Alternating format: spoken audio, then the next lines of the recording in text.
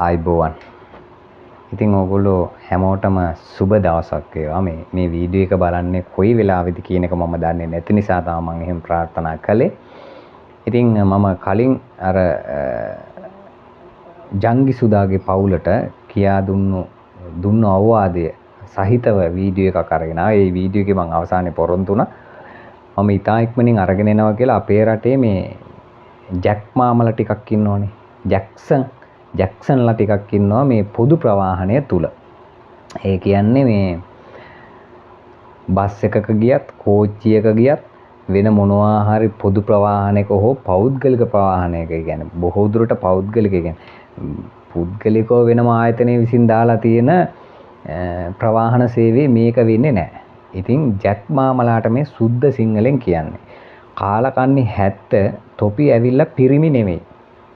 දැනගනියව. අපේ රටේ ඉන්න කාන්තාව බස් එකකට නැග්ගට පස්සේ කෝච්චියකට නැග්ගට පස්සේ තොපි ගිහිල්ලා පිටිපස්සෙන් හේතුව දාන්න හදන්න එපා. හරිද?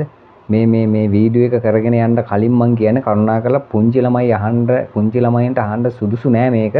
ඒකින්ද ඒගොල්ලොන්ගෙන් ඈත් වෙලා ඕගොල්ලෝ බලන්න. මොකද මේක පුංචි ළමයින්ට ඇත්තටම අදාළ නෑ. හරිද? මොකද මට පව් සිද්ධ වෙන්නේ නෑ. මට වෙන්න තියෙන පව් ඔක්කොම සිද්ධ වෙලා අර මං කියනවා වගේ මට ගැටලුවක් නෑ. නමුත් මම කියන්න තියෙන්නේ රෙද්ද කැඩුවා වගේ කියන්න ඕනේ. එහෙම නැත්තම් මුන්ට තේරෙන්නේ නෑ මේ කාලකන්නින්ට. තොපි දැනගනියව යකෝ ගැහණු කෙනෙක්. මම ගෑණිය කියයි කාන්තාව කියයි අර එහෙම කියයි. මේ වීඩියෝ එකේදී ඒක ඕගොල්ලෝ වැරදියට තේරුම් ගන්න එපා. තොපි ගැන දැනගනියව ලංකාවේ ජීවත් වෙන ඔය ගෑණියක් කරන සේවය උදේ ඉඳන් එහෙම ගෑනුන්ට තමයි තොපි පොදු ප්‍රවාහනේ මේ විදියට සක්කිලි විදියට සලකන්නේ පොන්නයෝ. එහෙම සලකන පොන්නයොන්ට මම මේ කියන්නේ. හරිද? ඒ තොප්පිය හරියුන් දාගෙන මට මේකේ ඕන කමෙන්ට් එකක් දාලා බැනපියව. හැබැයි අම්මට වයින්නවා මට බැනපියව. හරිද? තොපි දැනගනියව උදේ පාන්දර ඔය ගෑණි නැගිටලා. ඔය ගෑණි නිදියන්නේ හැන්දෑය 8ට නෙවෙයිනේ ගෙදර ගෑණියක්. ඔය ගෑණි උදේ පාන්දර නැගිටලා උපරිම 3-4 කාලේ ඇතුළත යකෝ ඔය වැඩට යන ඕන ගෑණියක් නැගිටිනවනේ. තොපි පිළිගන්නවද ඒක? ඔය ගෑණි ඊට පස්සේ උයලා ළමයින්ට කිරි දෙන ගැහණු නම් එහෙම කාන්තාව නම් අර ළමයින්ට කිරි දීලා දවල්ට බොණ්ඩත් කිරි ටිකක් දොවලා තියලා ඒ බෝතලයකට හරි මොකේකට හරි ඉස්කෝලේ යන ළමයින්ට කණ්ඩ උයලා දීලා ඉස්කෝලෙත් පිටත් කරලා මිනිහත් රස්සාවට පිටත් කරන්න හෝ මොකක් හරි හෝ ඒකට සූදානම් කරලා ඔය ගෑණි අර දඩබඩ ගාලා අනේ ඇඟපත ටිකක් හොදගෙන හරි නැතුව හරි කොහොම හරි ඔය ගෑණි පොඩ්ඩක් පිළිවෙලකට ඇඳගෙන එනවනේ බොල පාරට ඇවිල්ලා මේ බස් එකකට නගින්නේ ඔය ගෑණි පුදුමාකාර වෙහෙසක් දරලා. හරිද? ඔය ගෑණිට සීට් එකක් දෙන්න තරම් කාන්තාවකට සීට් එකක් දෙන්න තරම් අපේ රටේ කීයෙන් කී දෙනාද පිරිමි ඉන්නේ? එහෙම මිනිස්සු ඉන්නවා. ඒ ගැහණු කෙනා වැඩි හිටිද කින්දමන්ද බලන්නේ අනේ මේ කාන්තාවක්නේ කියලා ටක් ගාලා ඒ මිනිස්සයා නැගිටලා සීට් එකට මගේ S2කට දැකලා තියෙනවා. එහෙම මිනිස්සු ඉන්නවා. හරිද? උඹලට දීර්ඝායුෂ ලැබේවා. වැඩියෙන් ලැබෙන්න ඕන උඹලා කරන කියන සියලුම දේවල් සාර්ථක වෙන්නත් ඕනේ. ඇත්තම කතාව මේ. හරිද? රයිට්. එතකොට ඔය නගින බස් එකට හෝ කෝච්චියට නගින ගැහණු කෙනාට අර ලස්සන්ට ඇඳගෙන එන්නේ බොල කාන්තාවක් එහෙම තමයි. ලස්සනට අඳින්න ඕනේ. ඩෙනිමක් අඳින්න ඕනේ. කලිසමක් අඳින්න ඕනේ. අපි ඒවා ඉස්සරහට වීඩියෝ වල කතා කරමු. දැනට මම මේ කියන්නේ තොපි මේ කරන සක්කිලි වැඩේ ගැන මේ වීඩියෝ එකෙන් කතා කරන්නේ ඒකයි මේ. තව ඕන තරම් කතා කරන්න දේවල් තියෙනවා වැදගත් දේවල්. එක එකට බයිනේව විතරක් නෙමෙයි මේකේ දේශපාලන විතරක් නෙවෙයිනේ මම කතා කරන්නේ. හරිද? එතකොට ඔය ගෑනු කෙනා හිටගෙන බර බස් එකේ පොල්ලක් අල්ලගෙන කොහොම හරි සීට් එක හරි මොක හරි අල්ලගෙන අමාරුවෙන් ඉන්න ගෑනු කෙනාට මේ ඉන්න නාකි හුත්තික පුතාලා යනවනේ බොල පිටිපස්සෙන් අරකට හේතු කරන්න. තෝ හිතනවද වැඩිම හරියක් ඉන්නේ අවුරුදු 30 පැනපු පොන්නයෝ. ඔන්න උන් තමයි මේ වැඩේ වැඩි හරියක් කරන්නේ. එහෙම නැතෝ තරුණ මේ සාමාන්‍ය තරුණ කොළු වයසේ උන් ඕවා කරන්නේ නැහැ. උන් පොඩ්ඩක් ඔය මේ අඩුයි ඒක. නැතුවම නෙවෙයි ඉන්නවා අඩුයි. මේ නාකි හුකන්ලා තමයි මේ වැඩේ වැඩි හරියක් කරන්නේ. හරිද? යකෝ ඔය ගෑනිට තොපි ගිහිල්ලා ඕක හේතු කරන්න යන්න එපා. ඊට වැඩිය හොඳයි තොපි ඕක ගහක දෙබලකට හේතු කරගෙන ඵලයව බස් එකට නගින්න කලින්. හරිද? ගැහණියක් කියන්නේ යකෝ ඔය වෙලාවේ මේ ලිංගික ආසාවක් ඇති වෙන මේ ශරීරයක් නෙවෙයි ගෑනුන්ට තියෙන්නේ. එහෙම එකක් නැහැ. අර ඒ තොපිට හිතෙනවා ඇති ඒ ගෑනු කෙනා හොඳට බස් එකේ සීට් එකේ ඉන්නකොට ඉඳගෙන ඉන්නකොට අර අයින් සීට් වල පේනෝනේ මේ සක්කිලි කරන වැඩ. අපි කී දෙනෙකුට බැනලා ඇද්ද බල. හරිද? කොන්ද පණ තියෙන උන් ගහනවා අල්ලගෙන අරකට. ඉස්සෙල්ලා පිරිමියෙක් විදිහට ජීවත් වෙනවා. හරිද? ඔය ගෑණි අර අමාරුවෙන් ඔහොම පොල්ලකින් අල්ලගෙන නැත්තම් සීට් එකකින් අල්ලගෙන අර බෑග් එකක් කරේ දාගෙන තොට බයින්ද බැරි හින්දා ඒ ගෑණිට ලැජ්ජාව තියෙන හින්දා බල්ලෝ ඔය ඉවසගෙන ඉන්නේ. එහෙම නැතුව ඒ ගෑනට ඇති වෙච්ච ලිංගික ආසාවකට තෝ හේතු කරපෙකට කැමතියි කියලා නෙමෙයි ඔය ගෑනු ඔය ගෑනි උතන ඉවසගෙන ඔහොම බස් වල කෝච්චි වල ඉන්නේ. හරිද? මේ වේදනාවෙන් කතා කරන්නේ බොල. වේදනාවෙන් මේ කතා කරන්නේ. හරිද? අපිත් පිරිමි තමයි. අපිට මිනිස්සු කතා කරලා කියනවා මල්ලි මැසේජ් දානවා මල්ලි මෙන්න මේවත් කතා කරන්න. කසිප්පුකාරයෝ ගැන කතා කරනවා ඔයා, ගණයෝ ගැන කතා කරනවා ඔයා, හොර ගණයි ගැන හූනියම් කරන උන් ගැන කතා කරනවා. මේ වගේ පොන්නෝ ගැනත් මල්ලි වීඩියෝ එකක් දාන්න කියලා මිනිස්සු කියනවා, මැසේජ් කරනවා. ලෝකේ කොහේ හිටියත් බෝලා කතා කරන්න ඕන දේ කතා කරන්න කොන්දපණ තියෙන්න එපා අපේ. මේවා ඇත්තනේ. ওই මිනිස්සු කියන කතා ඇත්තනේ. තෝපේ ෆොටෝත් එක්ක ඕනනම් දාන්නම් ඔය. එතකොට මේවා වීඩියෝ ෆොටෝ දාපුවාම බල ඒක කරපු තොට නෙමෙයි අගෞරවය තියෙන්නේ. අර කාන්තාව පව්. හරිද? මතක තියාගන්න. නැත්තම් රෙද්ද ගැලවෙන්න දාන්න පුළුවන් පොඩි වීඩියෝ කෑලි ෆොටෝ කෑලි අරගෙන. එහෙම කරන්නේ නැහැ. එහෙම චීත්ත නෙමෙයි අපි. මේ කියන්න තියෙන දේ කෙලින්ම කියනවා. අර මම තොපි දන්නවනේ. සාමාන්‍යයෙන් මෙහෙම කතාවක් තියෙනවනේ. දැන් ගැහණු කෙනෙක් කාන්තාවක් කෙල්ලක් ඩෙනිමක් ඇඳලා පොඩ්ඩක් ලස්සනට යනකොට ඒක පොඩි ලස්සනක් තියෙනවා. ඒ කියන්නේ පිරිමි අඳින කලිසම් කියලානේ. කලිසම් අඳින පිරිමි නමුත් කාන්තාවටම උචිත හරියන්න ඒ වගේ කලිසමක් ඇඳහම ගැහණියක් හරි ලස්සනයි. හරිද? හැබැයි තොපි දන්නවද? අර ලස්සන මල් චීත්තයක් පිරිමියෙකුට ඇඳුවාට ඒ ලස්සනෙන් නෑනේ. ඒ ලස්සනෙන් නෑනේ බොල. එක එකක් ලස්සනයි කියනවාද? නෑ. ඕන් ඕක තේරුම් ගනියව. හරිද? ඕන් ඕක තේරුම් ගනියව. හරි? ඒ වචන ටිකේ ලොකු අර්ථයක් තියෙනවා. ඕක තේරුම් ගනියව. තේරුම් කරන්න යන්න මොලේ තියෙන උන්ට ඕක තේරෙනවා. ඒක හින්දා උඹලා කලිසමක් ඇඳගෙන අර පිළිවෙලකට බස් එකකට නැග්ගට පස්සේ ඒක දිහා බලාගෙන එතෙන්ට ගිහිල්ලා අරක මෙව කරන්න යන්න එපා. එහෙම ලස්සනට ඇඳගෙන ගියාවේ. ඒකට ඒ ලස්සන බලලා හිතින් සතුටු යල්ලා. ලස්සනයි. අපේ රටේ ලංකාවේ කාන්තාව පොඩි ගැහැණු ළමයි ලස්සනයි. එහෙම තමයි ඉන්න ඕනේ. සාරියක් ඇඳන් බුරිය පොඩ්ඩක් පේනවා, ඉඟසුඟ පොඩ්ඩක් පේනවා, ලස්සනයි. ඒ ලස්සන දිහා විතරක් බලපියව. හරිද? ඒක ලස්සනයි කියලා තොපි කෑ ගහන්න ඕනේ නැහැ. එහෙම ලස්සනට අඳින්න ඕන බල.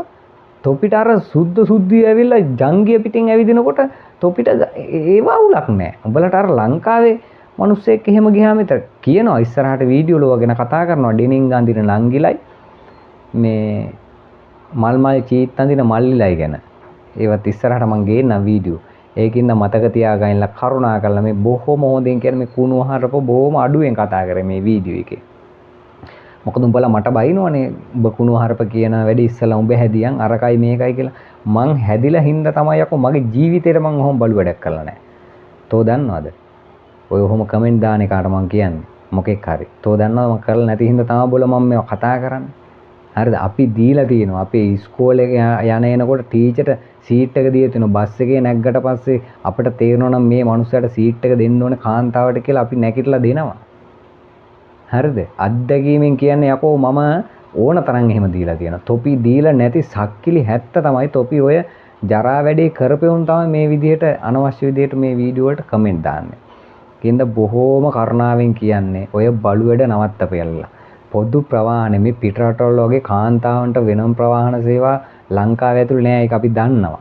ඒව එහෙම පහසුකම් දෙන්න බෑ. හරිද? එහෙම පහසුකම් දෙන්න බෑ. නැත්තම් කෝච්චියේ තෙන් කරන්න තිබ්බනේ. ඉස්සරහා ඉඳන් පෙට්ටි 6ක් කාන්තාවන්ට ඉතුරු ටික පිරිමින්ට. එහෙම කරන්න තරම් පහසුකම් නෑ. හැබැයි අපි හැදුනොත් එහෙම බම් ප්‍රශ්නයක් නෑනේ. ඔය ගෑනු කෙනා උදේට ගියපු මිනිස්සයා දවල්ට හැන්දෑවට එන්නේ ඔය කෝච්චියට දුවගෙන කීයක් දේවල් ඔය ගෑනු කෙනාගේ බං ඔළුවේ වැඩ කරනවද? එහෙම කල්පනා කර එන අර ගෑනු කෙනාටනේ තොපි ඔය බලු වැඩේ හැන්දෑවටත් කරන්න දඟලන්නේ. අර දැන් යන කෙනාට එහෙම කෙරුවා. එන කෙනාටත් ඕක තමයි කරන්නේ. අනේ ටක් ගාලා අර වැඩි කරලා බාත්රූම් එකට වොෂ්රූම් එකට ගිහලා මූණ පොඩ්ඩක් මේවා කරගෙන සෙන්ට් එකක් හරි මොනවා හරි ගහගෙන අර පොඩ්ඩක් මේ සුවඳට එන්නේ තොපිට ඕක තියාගන්න දෙන්න නෙවෙයි ওই මිනිස්සු සුවඳට ඒ කාන්තා පාර්ශවේ හැටි බා අපිත් මේ පොතපත කියවලා කතා බහ කරලා මිනිස්සුත් එක්ක ගෑනු පාර්ශවයත් එක්ක කතා බහ කරනකොට ඒක දන්න නිසා මේ කියන්නේ හරිද ඒ එහෙම තමයි එන්නේ වැඩ ඇරලා වුණා ඒ එන ටිකට ওই මනුස්සයාට මොන්න තරම් දාඩිය දාලා මහන්සි වෙලා දෙන්නේ. ඕ මනුස්සයා ගිහිල්ලා බං ඒ මනුස්සයා කොච්චර ගෙදර වැඩ ටිකක් ඔළුවේ තියාගෙනද ওই කෝච්චියට බස් එකට නගින්න. ඔය වගේ බලු වැඩ කරන්න එපා තොපි. මේ බොහොම ආදරෙන් ඉල්ලන්නේ. මේ වගේ ඒවා දැක්කහම ගහලා මරපියව. හරිද? ගහපියව මැරණකම්ම ගහපියව එහෙම පිරිමින්ට. එවුන් පිරිමි වෙන්න බෑ. හරිද? ඔවුන් ලබන ආත්මේ උපදින්න මේ ආත්මේ තොපි පිරිමිකම තොපිට ඇති. තොපි හිතනවා ඇති මම පිරිමියෙන් මට ළමයි 5 දෙනෙක් ඉන්නවා මෙහෙමයි අරකයි මේකයි කියලා. ඒ තොපිට ලබන ආත්මේ ළමයි තියා තොපිට කියන්න බෑ මේ වීඩියෝ ලෙව්වා. හරි තොපි එහෙම වුන් වෙලා උපදින්නේ. තේරුණාද? තොපිට කොටින්ම මම කියන්නම් මේ තේරෙන භාෂාවෙන් මේක හරි තේරුම් ගනියෝ. ඔය වගේ බලු වැඩ කරන පිරිමි උපදින්න කොහොමද දන්නවද මේ අපේ ඇස් වලට අපි දකින දේවල්නේ. ඔක කොයි රටේ වුණත් ඕක තමයි ඇත්ත යථාර්ථය. අර තොපි දැකලා තියනවාද අර බල්ලෝ රැළේ යන කාලයක් තියෙනවනේ. බල්ලෝ රැළේ යන කාලයක් තියෙනවා. ඒ බල්ලෝ රැළේ යන කාලෙට අර බල්ලෝ 10 දෙනෙක් විතර එනවා එක බැල්ලියක් පස්සේ. හරිද? එතකොට අර බැල්ලිට රැළේ යන්න එහෙම අවශ්‍යතාවයක් නැහැ. බල්ලන්ට රැළේ යන්න අවශ්‍යතාවය තියෙන්නේ. උණුයි ඒ එන්නේ අර බැල්ලි වටේට.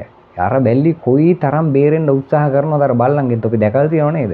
තොපිත් කවදා හරි ඕන් ඔය බලු වැඩේ මේ කාන්තා පාර්ශවයට මේ උතුම් කාන්තා පාර්ශවයට මෙන්න මේ පොදු ප්‍රවාහණය තුල යන එනකොට මේ වගේ අසමජ්ජාති සක්කිලි වැඩේ කරන තොපි කවදා හරි දවසක ඉපදෙන්න ඕනේ ආන් ඒ වගේ ගොඩේ බැල්ලියක් වෙලා.